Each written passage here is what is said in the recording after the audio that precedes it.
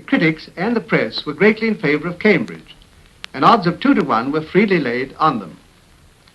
Also, there was bound to be considerable advantage in winning the toss for stations, as the wind, being from the west, gave shelter to the Surrey boat round the long Hammersmith bend. Tom Timms, the Oxford boatman's advice about the toss is worth recording. "Don't let him toss, sir," he said, "because if he does, and you say heads, and it's tails, well, there you are. But if you toss, he may say heads or tails, so you stand 2 chances to 1. But in spite of this excellent advice, we lost it, and you may bet our spirits were none too high. The odds went to 3 to 1. The water was very rough and popply at the start, and consequently we had to be content to row 35 in the first minute. But Cambridge managed to get in 37 and obtained a slight lead. We were going sufficiently well, however, to be able to hold them at the slower stroke, and at the mile, reached in 4 minutes 8 seconds, there was not much in it. It was approaching Harrods Wharf, 1.5 miles from the start, that our difficulties began.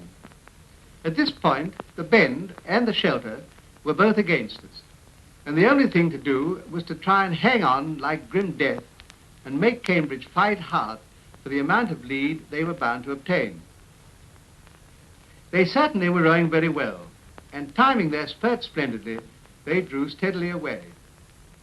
As we shaped for Hammersmith Bridge, 1 3/4 miles, they disappeared from our sight, and we did not see them again for 2 miles. As we shot Hammersmith Bridge, a terrific hailstorm came on. The water was beastly. Our position was grim. Opposite Chiswick's Church, the 2.5-mile mark, we were 1.5 lengths behind, reached in 12 minutes 30 seconds. This was their greatest lead, and I imagine the race looked all over. It was just after shooting Barnes that from the bows of our boat a voice gasped, "I can see them." The sound of those words was as nectar from the gods. We were now running into the worst water encountered during the whole race, and we were too far from the finish to be able to start and sustain a quickening of the stroke in such bad weather conditions. At 4 miles, they came into sight of us all.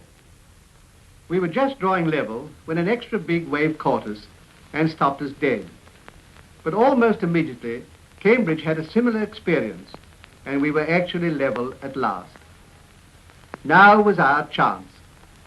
And with about 200 yards to go, a very weary crew had just enough in them to take it, and so were able to go on to win by 18 feet in 20 minutes, 1 second.